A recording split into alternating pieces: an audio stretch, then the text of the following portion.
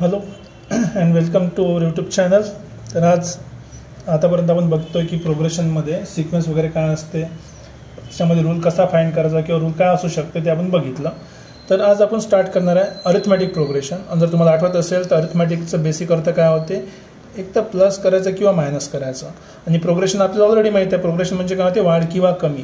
म्हणजे अशी सिक्वेन्स, आता मी शब्द वापरतोय की असा सिक्वेन्स ज्याच्यामध्ये काय जे वाढ किंवा कमतरता जे होत आहे ते कशामुळे होत आहे, ॲड केल्यामुळे किंवा सबट्रॅक्ट केल्यामुळे. तर बघा आता अरिथमॅटिक प्रोग्रेशनची आधी डेफिनेशन लिहून घेऊ. डेफिनेशन एकदम सोपी आहे का. A sequence, definition a sequence where numbers आता इन्क्रीज किंवा डिक्रीज, बरोबर आहे ना. इन्क्रीज म्हणजे प्लस केलं, डिक्रीज म्हणजे कमी केलं. इन्क्रीज और decrease by a fix number, हे महत्त्वाचं. By a fixed number. परत शब्दावर लक्ष द्या. नंबर काय आहे, इन्क्रीज झाला. इन्क्रीज म्हणजे कशामुळे ते इन्क्रीज, प्लस केल्यावर. डिक्रीज केव्हा होते, एखादी गोष्ट मायनस केल्यावर. तर एखाद्या सिक्वेन्समध्ये जे नंबर्स आहेत ते इन्क्रीज किंवा डिक्रीज झाले कशामध्ये, फिक्स नंबरमध्ये. फिक्स नंबर म्हणजे नंबर बदलायचा नाही, नंबर सेम असला पाहिजे. उदाहरण सांगतो, तर उदाहरण घेऊ आपण. जसं उदाहरणार्थ जसं आपल्याकडे समजा, आता मी सिंपल उदाहरण घेतो. 1, 3, 5, 7, 9, 11, 13. ठीक आहे. आता त्याच्यामध्ये तुम्ही पाहू शकता, जेव्हा मी 1 मध्ये 2 ॲड केले तर 3 झाले. 3 मध्ये 2 ॲड केले तर 5 झाले. 5 मध्ये 2 ॲड केले तर 7 झाले. 7 मध्ये 2 ॲड केले तर 9 झाले. परत 2 ॲड केले तर 11 झाले. 2 ॲड केले तर 13 झाले. तर बेसिकली काय केलं आपण, ही वरती जी आहे, वरती काय आहे, एक सिक्वेन्स आहे. हे आपल्याला ऑलरेडी माहीत आहे. आणि या सिक्वेन्समध्ये रूल काय झाला, ॲडिशनचा. रूल कशा झाला, ॲडिशनचा. आणि ॲडिशनच्या रूलमध्ये काय, किती ॲड केला आहे आपण, 2. तर हा 2 काय आहे, कॉन्स्टंट नंबर. हा कॉन्स्टंट नंबर म्हणा किंवा याला काय म्हणू आपण, फिक्स नंबर. तर हा फिक्स नंबर आपण ॲड केला आहे.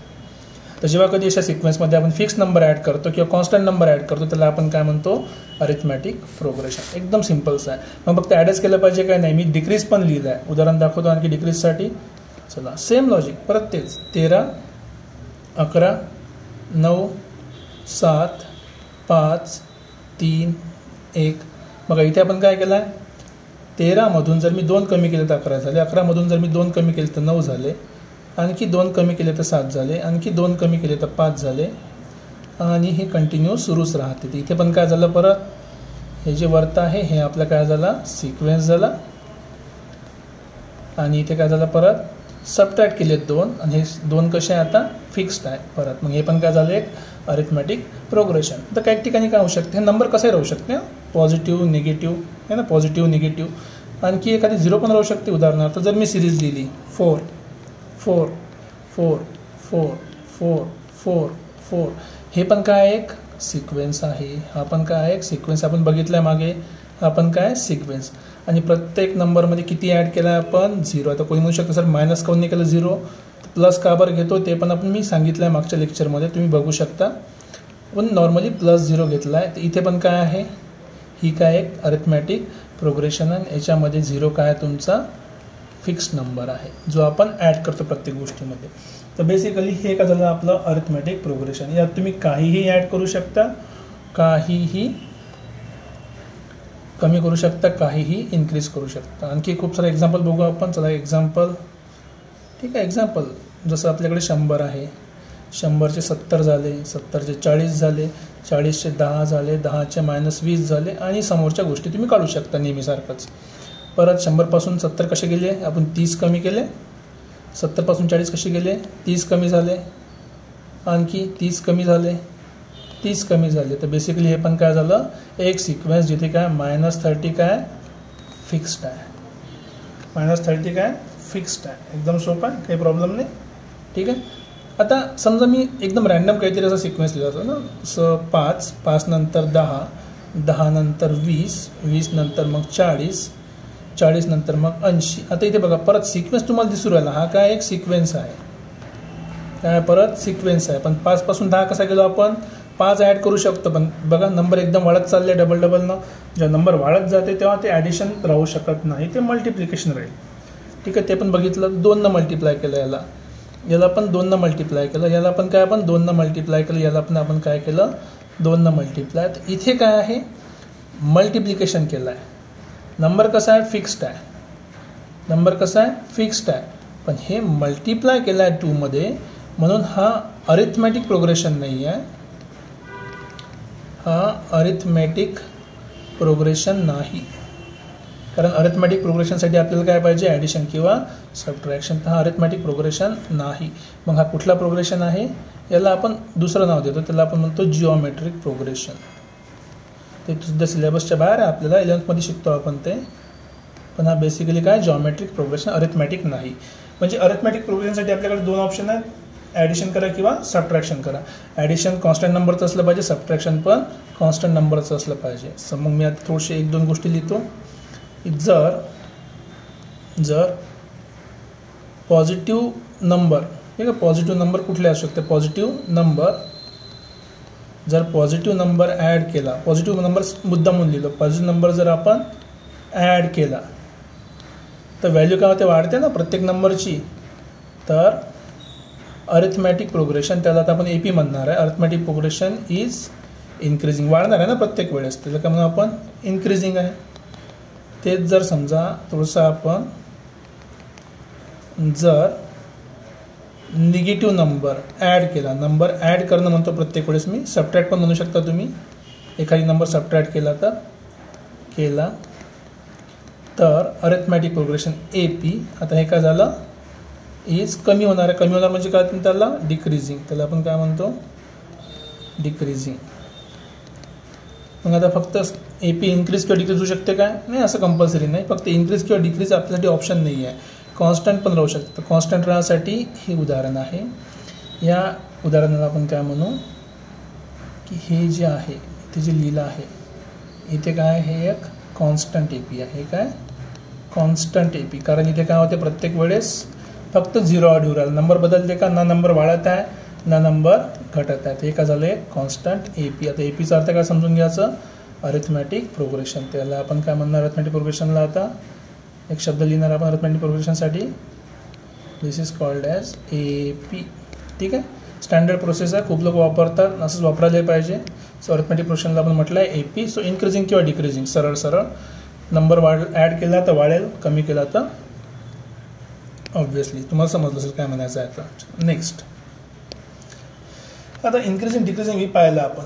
आणि नंबर ऑफ टर्म्स पण पाहिलं आपण. नंबर ऑफ टर्म्ससाठी काय करतो आपण बघा, त्याच्यावर थोडं फोकस करा. जसं उदाहरणार्थ आपण जे बघितले आहे, आता एक उदाहरण सांगतो तुम्हाला, जे आपण घेतलं आहे तेच, त्याला थोडंसं एक्सप्लोर करू की त्यात होते काय.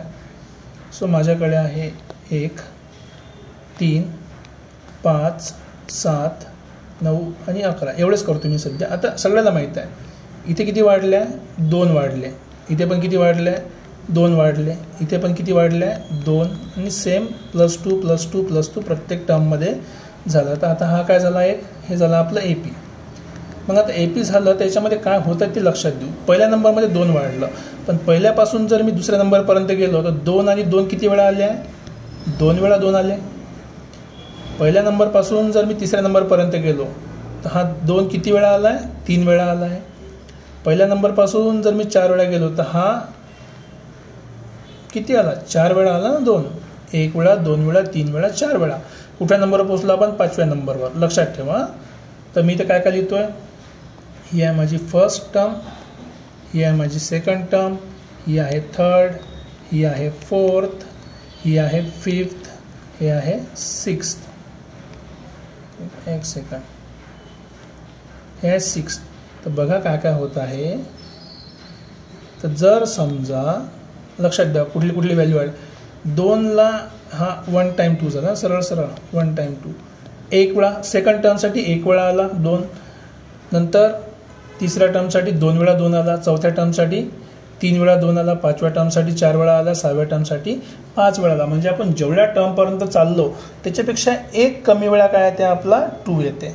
मग आता हा 2 आहे काय ॲक्च्युली, हा 2 आहे काय ॲक्च्युली. ते 2 काय आहे ते समजायसाठी आपण थोडंसं काम करू की हे लगातारचे जे 2 टर्म आहे, पण उदाहरणार्थ जसं आता हा थर्ड आहे आणि हा सेकंड आहे, याचं सबट्रॅक्शन करून बघू काय बनते. तर थर्ड टर्म किती आहे आपला 1 2 3, तिसऱ्या नंबरचा आहे 5, सेकंड टर्म किती आहे 3, याचा आन्सर किती आला 2.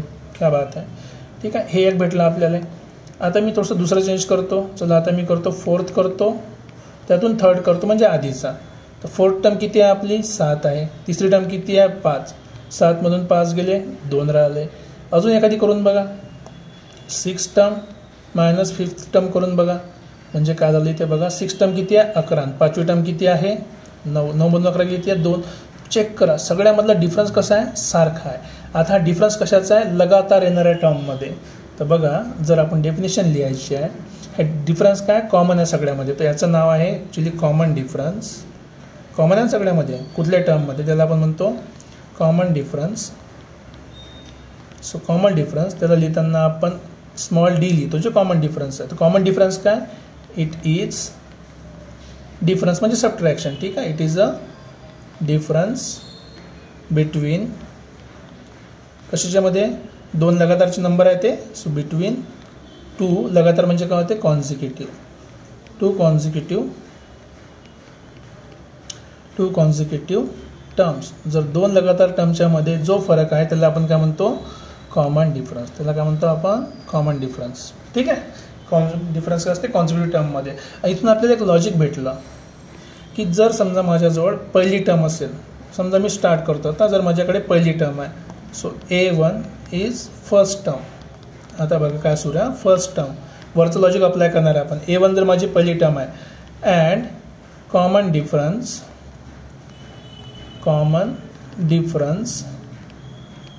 इज इक्वल्स टू, समजा कॉमन डिफरन्स लिहितो थोडं साईडला करतो याला. कॉमन डिफरन्स थोडं बाजूला घेतो फक्त जागा बनली पाहिजे म्हणून. अँड कॉमन डिफरन्सची व्हॅल्यू जर मी लिहिली समजा D इक्वल्स टू D. आता आपल्याकडे 2 व्हॅल्यू आहे, स्टार्ट पॉईंट आहे A1, कॉमन डिफरन्स आहे D1. तर वरचं लॉजिक चेक करा बघा. पहिल्या टर्मसाठी ते D आलाच नाही, दुसऱ्या टर्मसाठी 1 वेळा D आला, तिसऱ्या टर्मसाठी 2 वेळा D आला, चौथ्या टर्मसाठी 3 वेळा D आला, 5व्या टर्मसाठी 4 वेळा, 6व्या टर्मसाठी 5 वेळा. म्हणजे जेवढ्या नंबरची टर्म आहे त्याच्यापेक्षा 1 कमी काय आहे ते D येते, तेच आपण लिहिणार आहे ते. तर A2 किती होणार, A2 म्हणजे किती वेळा D आला. पहिल्या नंबरमध्ये आपण 1 वेळा D ॲड केला कारण की 2 आहे ना, 1 टाइम D, 1 टाइम D लिहितो मुद्दाम 1 टाइम D. तिसऱ्या टर्मसाठी किती वेळा आला तो, पहिल्याच टर्ममध्ये आपण 2 वेळा D ला ॲड केला. बघून घे सगळं पहिल्या टर्मसोबत ॲड करतोय आपण. ठीक आहे, चौथ्या टर्मसाठी काय झालं, पहिल्या टर्ममध्ये आपण 3 वेळा D ॲड केला. ठीक आहे, 5व्या टर्मसाठी 4 वेळा D ॲड केला. तुम्हाला दिसते का लॉजिक काय होत आहे. इथे 5 असलं इथे 5पेक्षा 1 कमी, इथे 4 असलं 4पेक्षा 1 कमी. इथे दिसून राहिलं का हे बघा. 2 असेल 2पेक्षा 1 कमी, 3 असेल 3पेक्षा 1 कमी, 4 असेल 4पेक्षा 1 कमी, 5 असेल 5पेक्षा 1 कमी. मग हे जर आपण पॅटर्न फॉलो केला तर तुम्हाला एक जनरल फॉर्म्युला भेटेल. तर जनरल फॉर्म्युला खूप कामाचा आहे की जर माझं n नंबरची टर्म असेल, जर माझी n नंबरची टर्म असेल तर आपण तिला काय लिहू शकतो, पहिल्या टर्ममध्ये n पेक्षा 1 कमी टर्म ना, सो n-1 एवढ्या वेळेस आपल्याला D ला ॲड करायचं आहे. ही झाली आपली general term of N AP. शब्द इम्पॉर्टंट आहे. It is called as general term of an AP म्हणजे अरिथमॅटिक प्रोग्रेशन. आता एखादी तुम्हाला हे दिलं असेल आणि सिक्वेन्स तुम्हाला बनवायचा असेल तर सिक्वेन्स कसा बनवायचा त्याच्यावर पण फोकस करू शकतो आपण इझिली. ठीक आहे, जसं उदाहरणार्थ जर समजा तुम्हाला दिला असेल एक सिक्वेन्स, काहीतरी आपण रॅन्डमली लिहू शकतो, काहीतरी कालियाचं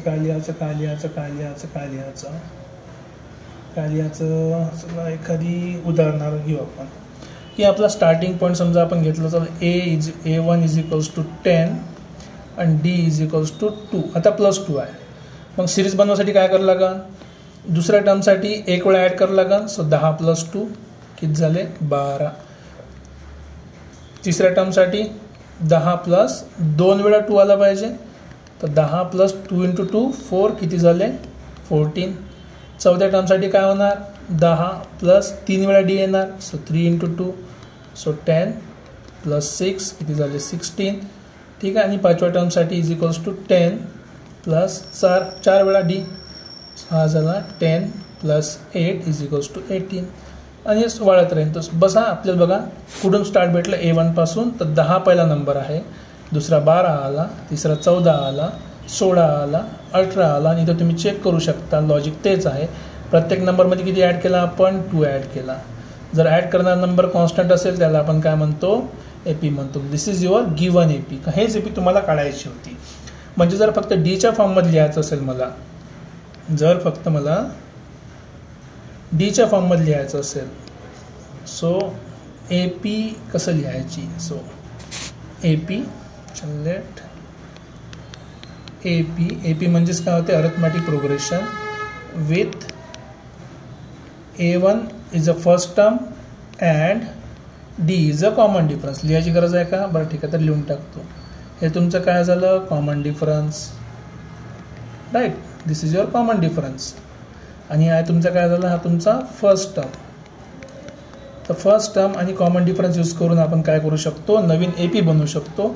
आणि AP कशी बनणार आहे एकदम सोपं आहे. प्रत्येक वेळेस काय होणार कॉमन डिफरन्स ॲड होत जाईल. ॲड करायचं सबट्रॅक्ट करायचं ते डिपेंड करते डीची व्हॅल्यू काय. डी जर प्लस असेल तर इन्क्रीजिंग होईल, डी जर कमी असेल तर डिक्रीजिंग होईल. कसं काय बघू आपण तिथे. बघा A आणि D जर असेल तर टर्म्स कशा बनवायच्या. पहिले तर A1 असेल बरोबर, दुसरी टर्म काय होणार A1मध्ये D ॲड करायचा, तिसरी टर्म काय होणार दुसऱ्या टर्ममध्ये D ॲड करायचा. प्रत्येक टर्ममध्ये 2-2 ॲड करत चाललो ना आपण. सो दुसरी टर्म किती आहे ही दुसरी टर्म आहे, त्याच्यामध्ये किती ॲड केला D ॲड केलं. तर मग किती झालं हे A प्लस 1D आणि दुसरा D किती झाले 2D. हे झाली माझी तिसरी टर्म. नंतर चौथ्या टर्मसाठी काय होणार तिसऱ्या टर्ममध्ये D ॲड करा. तिसरा टर्म किती आहे A + 2D. याच्यामध्ये काय ॲड करायचं आणखी D ॲड करायचा. बघा आता 2D पहिलेच होता, त्यात आणखी एक आला किती झाले 3D झाले. जर कोणाला समजत नसेल तरी 3 काऊन झालं असं समजून घ्या. हे 50ची नोट आहे, 100ची नोट आहे. एक 100ची नोट दुसरा नंबर भेटला, दुसऱ्या महिन्यात डबल 100ची नोट भेटली तर एक 100ची नोट 2 100च्या नोट किती झाल्या 2 100च्या नोटी. मग आधी माझ्याजवळ होत्या 2 100च्या नोटी, त्यात आणखी तिसरी भेटली किती झाले 3 100च्या नोटी. आणि हेच लॉजिक आपण फॉलो करू शकतो. पाचव्या टर्मसाठी काय येणार चौथे टर्म जे आहे 3D याच्यामध्ये काय होणार आणखी D ॲड होणार आणि आपल्याकडे भेटलं A + 4D. इथे पण तुम्ही चेक करू शकता की आपल्याला काय भेटलं आहे. प्रत्येक टर्ममध्ये जर दुसरा असेल तर एकदा D आला, तिसरा असेल तर 2दा D आला, चौथा असेल तर 3दा D आलं, पाचवं असेल तर हे D आलं. तर हे काय झालं आपलं एक अरिथमॅटिक प्रोग्रेशन. तर APला जर फक्त A आणि Dच्या फॉर्ममध्ये लिहायचं असेल तर पहिले A, ठीक आहे, नंतरची टर्म काय येणार A + D, त्यानंतरची टर्म किती राहणार आहे A + 2D, त्यानंतरची टर्म किती राहणार आहे A + 3D, नंतर A + 4D आणि समोर खूप साऱ्या टर्म अशा तुम्ही लिहू शकता बरोबर.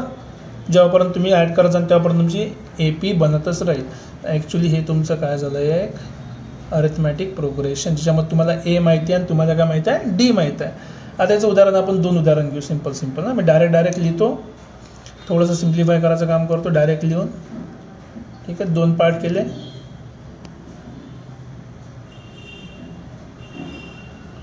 एक second.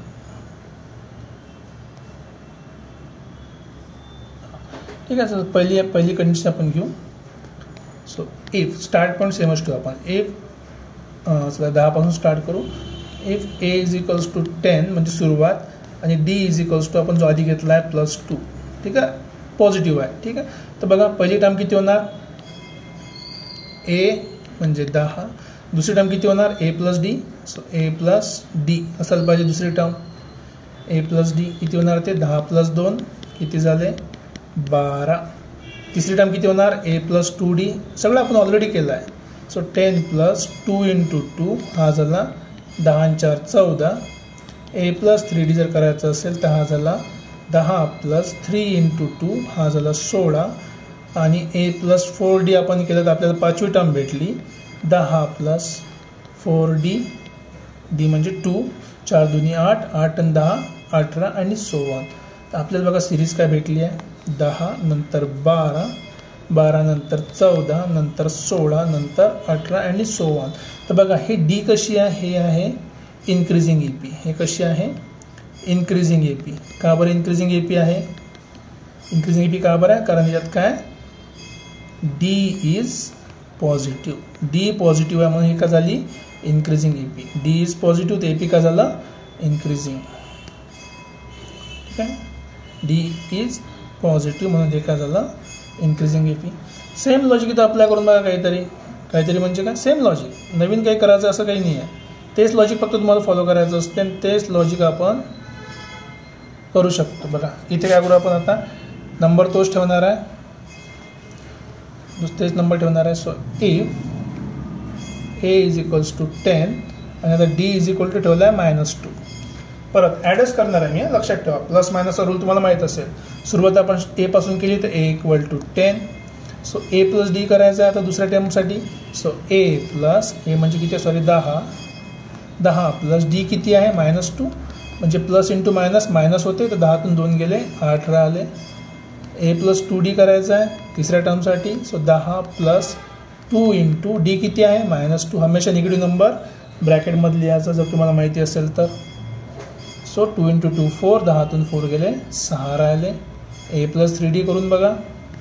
So 10 plus 3 into D किती आहे -2, 3 2 6, 10तून 6 गेले 4 राहिले. क्या बात आहे.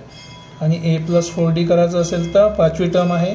सो 10 प्लस 4 इंटू -2, 4 2 8, 10तून 8 गेले किती राहिले 2 राहिले. तर बघा इथे आपल्याला काय सिरीज भेटली, 10 नंतर भेटले 8 नंतर 6 नंतर 4 नंतर 2 आणि समोर तुम्ही सॉल्व्ह करू शकता. आता इथे काय झालं, तुमचा नंबर खाली कमी झाला. So it is decreasing AP. AP काय झाला, डिक्रीजिंग AP. किती सोपं आहे बघा.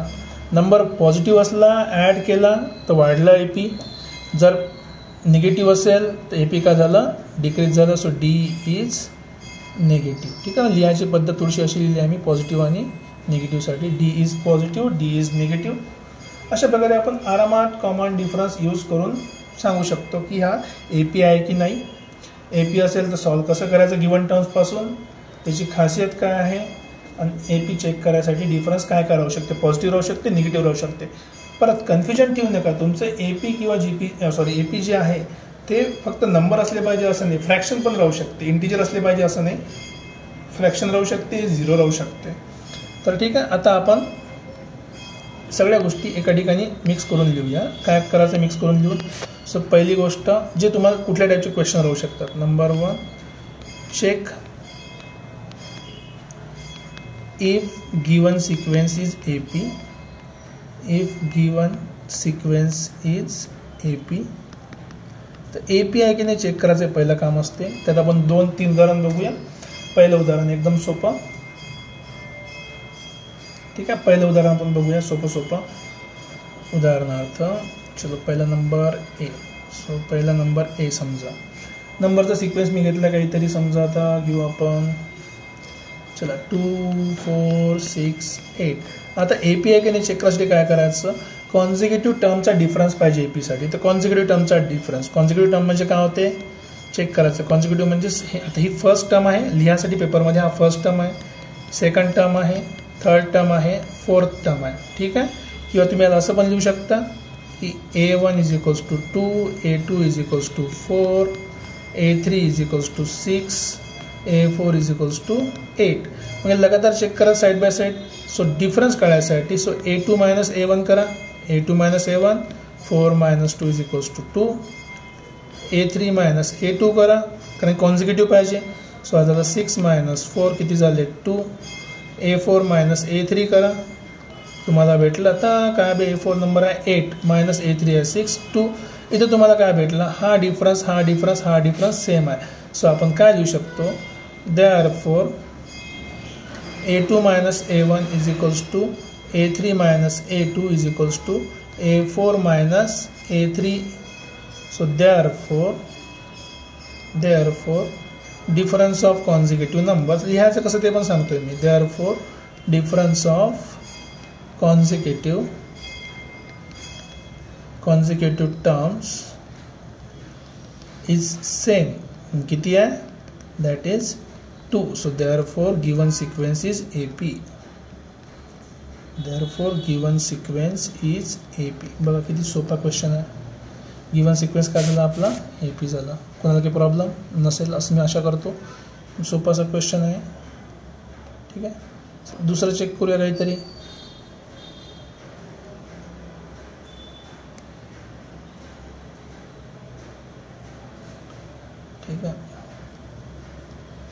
बस लाईन बरोबर नाही आली. ठीक आहे. ओके, सेकंड बसू आपण. सेकंड चेक करू, काही प्रॉब्लेम नाही. नंबर काही घेऊ शकता तुम्ही, काही लिहू शकता. चेक करायसाठी कंडिशन काय ते लिहून देत आहे मी. तर सेकंड कंडिशन, चला.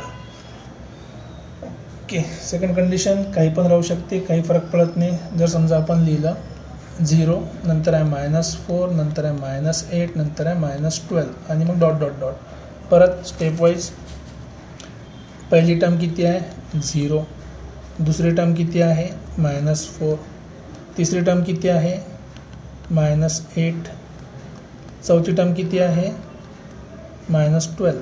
परत कॉन्झिक्युटिव्ह नंबरचा डिफरन्स चेक करायचा आहे. सो A2 - A1 करा. सो A2 किती आहे -4 आहे, A1 किती आहे 0. सो -4 - 0 -4 आला. A3 - A2 करा. A3 किती आहे -8 आहे. A2 किती आहे -4. लक्षात ठेवा मायनस मायनस प्लस होते. -8 मधून +4 गेले तर -4 राहिला. नंतर A4 - A3 करा. परत तेच -12 - -8. सो मायनस मायनस प्लस झालं. 12तून 8 गेले तर -4 राहिला. सो देअरफॉर आपल्याला काय भेटलं इथे A2 - A1 = A3 - A2 = A4 - A3. So therefore आपण काय म्हणू शकतो, परत हेच लाईन लिमिट करायची आहे. That is consecutive, difference of consecutive. तेच लाईन परत लिहायचं. So difference of consecutive terms किती आहे इज सेम. किती आहे ते that is -4. So therefore given sequence is AP. किती सोपं आहे बघा बरं. So given sequence is AP. ठीक आहे. अँड लिहायचं विसरलो मी, लिहून टाकायचं. इथे आपल्याला आणखी 2 पॉईंट भेटतात. जर तुम्ही ऑब्झर्व केलं असेल, इथं आपल्याला आणखी 2 पॉईंट भेटतात. कुठले 2 पॉईंट भेटतात बघा. पहिला पॉईंट इथं लिहितो मी. Since D is positive therefore AP is increasing. कारण की D पॉझिटिव्ह आहे ना, सोपं. आणि इथे लिहू शकतो आपण since D is negative therefore AP is decreasing. बघा किती सोपं आहे. तुम्हाला स्टार्टिंग पॉईंट पण भेटला, AP पण भेटलं, इन्क्रीजिंग काय आहे डिक्रीजिंग आहे ते पण माहीत पडलं, काही प्रॉब्लेम नाही. ठीक आहे. आता नेक्स्ट आणखी एक एक्झाम्पल घेतो. थोडं टाईपचं स्पेशल टाईपचं एक्झाम्पल वाटते, पण स्पेशल काही नसते एक्झाम्पलमध्ये. जसं आहे तसंच एक्झाम्पल आहे आपलं, काही चेंज नाही याच्यामध्ये. सो फक्त लिहायचा थोडंसं पॅटर्न चेंज केला क्वेश्चनमध्ये. ठीक आहे. एक्झाम्पल एक आहे आपल्याकडे 3, दुसरा आहे 3 + √2, तिसरा आहे 3 + 2√2, नंतर आहे 3 + 3√2 आणि सो ऑन. परत लॉजिक चेंज करायचं नाही, लॉजिक तसंच ठेवायचं. स्टार्टिंग किती आहे आपली, पहिली टर्म आहे 3, दुसरी टर्म किती आहे जसं आहे तसं लिहायचं 3 + √2, तिसरी टर्म किती आहे 3 + 2√2 आणि चौथी टर्म किती आहे परत 3 + 3√2. सिम्पल आहे, काही प्रॉब्लेम नाही. मग आपल्याला काय फाईंड करायचं आहे कॉमन डिफरन्स. देअरफॉर कॉमन डिफरन्ससाठी A2 - A1 करा. सो 3 + √2, 2 नंबर असले ब्रॅकेटमध्ये ठेवून चांगलं असते, -3. सो 3 मधून 3 गेले 0, बाकी किती राहिलं √2. आता A3 - A2 करा. A3 किती आहे 3 + 2√2 -3 + √2. व्हॅल्यूज पुट करा बरोबर. आता लक्षात ठेवा, जेव्हा आपण बाहेर मायनस ठेवतोय, हा मायनस याला पण मल्टिप्लाय होते, याला पण मल्टिप्लाय होते, म्हणजे दोन्ही नंबर काय झाले मायनस झाले आहे. सो 3 - 3 किती झाला 0 प्लस 2√2 मधून 1 √2 गेला. 2 100च्या नोटा होता, 1 100ची नोट गेली, किती राहिली 1 100ची नोट राहिली. सो आन्सर किती आलं √2. परत A4 - A3 करून बघा, लॉजिक फॉलो करा, लॉजिकला काही प्रॉब्लेम नाही. So 3 + 3√2 minus 3 + 2√2. सिम्पल आहे. परत सेम लॉजिक, मायनस याला मल्टिप्लाय होते, मायनस याला पण मल्टिप्लाय होते. तर बघा तुम्ही काय करू शकता, हा 3 - 3 0, 3 100च्या नोटा मायनस 2 100च्या नोटा, किंवा 3√2 - 2√2, एक 100ची नोट राहिली. So again √2. इथे तुम्ही चेक करू शकता, इथे पण √2 आला, इथे पण √2 आला, इथे पण √2 आला. सो देअरफॉर आपण काय म्हणू शकतो, therefore the common difference, so common difference of consecutive terms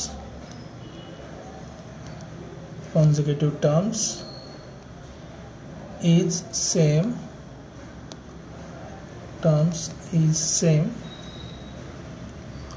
that is √2. So therefore given sequence is AP. Therefore given sequence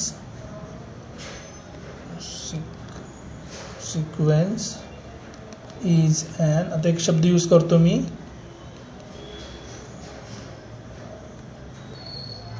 is increasing AP. हा शब्द इम्पॉर्टंट आहे, लिहिला मी इन्क्रीजिंग. का बरं लिहिलं, कारण की √2 काय 0पेक्षा मोठा आहे आणि पॉझिटिव्ह असल्यामुळे तो AP कसा असते, हमेशा इन्क्रीजिंग AP आहे. ठीक आहे. तर तुम्हाला APच्या बेसिक कंडिशन समजलं असेल की AP काय असते, अरिथमॅटिक प्रोग्रेशन, ज्यात आपण नंबरमध्ये प्रोग्रेशन जे करतो ते प्लस किंवा मायनस करून करतो. म्हणजे एखादी सिक्वेन्स वाढते किंवा सिक्वेन्स कमी होते. सिक्वेन्स वाढायसाठी व्हॅल्यू ॲड करावं लागते, म्हणजे पॉझिटिव्ह नंबर पाहिजे. सिक्वेन्स कमी करायसाठी काय करावं लागते, निगेटिव्ह नंबर पाहिजे, म्हणजे सबट्रॅक्ट करावं लागते. इन्क्रीजिंग डिक्रीजिंग AP माहिती आहे आपल्याला. स्टार्ट करताना आपण पहिल्या टर्मसाठी एकही वेळा कॉमन डिफरन्स ॲड करत नाही, किंवा असं म्हणा पहिले की एखादी गोष्ट AP आहे की नाही ओळखासाठी आपण काय करतो, त्याच्यामधला कॉन्झिक्युटिव्ह नंबर आपण डिफरन्स चेक करतो. जर कॉन्झिक्युटिव्ह डिफरन्स सेम असेल तर आपण काय म्हणू, जर कॉन्झिक्युटिव्ह डिफरन्स जर सेम असेल, जसं दिसते तुम्हाला कॉन्झिक्युटिव्ह डिफरन्स कसा आहे, सेम आहे, ते काय आहे, AP आहे. जर क्वांटिटी डिफरन्स सेम असेल तर काय, AP आहे. आधी आपण बघितलं कॉन्झिक्युटिव्ह डिफरन्स जर सेम नसेल तर AP राहणार नाही. ते मी करून दाखवलं नाही, पण तुम्ही समजू शकता की कॉन्झिक्युटिव्ह डिफरन्स जर का सेम नसेल तर तो AP नाही. नेक्स्ट पॉईंट का बघितला आपण, जर तुम्हाला पहिला टर्म दिला असेल तर तुम्ही कॉमन डिफरन्स ॲड करत नवीन AP बनवू शकता. ठीक आहे. नवीन AP बनवायसाठी आपल्याला काय करायचं होतं, बघा आपण लिहिलं आहे इथे. नवीन AP बनवायसाठी तुम्ही बघू शकता की एकदा D ॲड केला, नंतर दुसऱ्यांदा D ॲड केला, तिसऱ्यांदा ॲड केला, चौथ्यांदा D ॲड केला. तर A आणि D यूज करून तुम्ही काय करू शकता, हे कॉमन डिफरन्स इथे करू शकता. बघा हा ॲड केला आणि हे काय म्हणलं, तुमचं एक AP बनला. पॉझिटिव्ह D असेल तर इन्क्रीजिंग, निगेटिव्ह D असेल तर डिक्रीजिंग. मग आपला महत्त्वाचा पॉईंट येते की एखादी सिक्वेन्स किंवा सिरीज आहे की नाही AP चेक करायसाठी काय करायचं, एकच सिंपल उदाहरण देतो मी तुमचं, की समजा माझ्याकडे एक सिक्वेन्स आहे काहीतरी, एक सिक्वेन्स घेतो उदाहरणार्थ. सपोज एक एक्झाम्पल घेतो मी, चलो एक्झाम्पल. जर आपला सिक्वेन्स असेल समजा 10, नंतर 8, नंतर 5, नंतर 3, नंतर 1 आणि मग -2. आता हा सिक्वेन्स आहे. परत टर्म्स चेक करा. A1 टर्म किती आहे आपले, 10. दुसऱ्या नंबरची टर्म किती आहे, 8. तिसऱ्या नंबरची टर्म किती आहे, 5. चौथ्या नंबरची टर्म किती आहे, 3. पाचव्या नंबरची टर्म किती आहे, 1. 6व्या नंबरची टर्म किती आहे. ठीक आहे, एवढं काय करायची गरज नाही. सो कॉन्झिक्युटिव्ह डिफरन्स चेक करून बघा. सो A2 - A1 चेक करा. सो A2 किती आहे, 8 - 10 केला, किती भेटला, -2. A3 - A2 करून बघा कॉन्झिक्युटिव्ह टर्मसाठी. हा किती आहे, 5. 5 मायनस किती केले, 8, किती झाले, -3. इथेच तुम्हाला दिसते ह्या दोन सारख्या नाही. सो देअरफॉर आपण म्हणू शकतो की A2 - A1 is not equals to A3 - A2 since common difference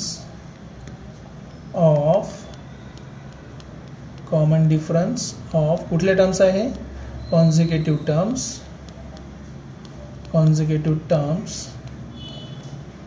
is not same,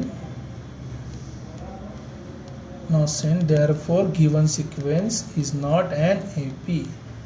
Therefore given sequence is not an AP. आता पहिली गोष्ट सिक्वेन्स आहे की नाही तेच पहिले चेक करायला पाहिजे. ॲक्च्युली हा सिक्वेन्स आहे का. पण ठीक आहे, आपण काहीतरी लिहिलं समजायसाठी म्हणून लिहिलं आहे ते. जर तुम्हाला सिक्वेन्स करायचं असेल तर सिक्वेन्स करू शकता. इथे 2 कमी केले, 3 केले, इथे 4 कमी केले आणि इथून समजा तुम्ही 5 कमी करू शकता. तर हा आपण सिक्वेन्स बनतोय.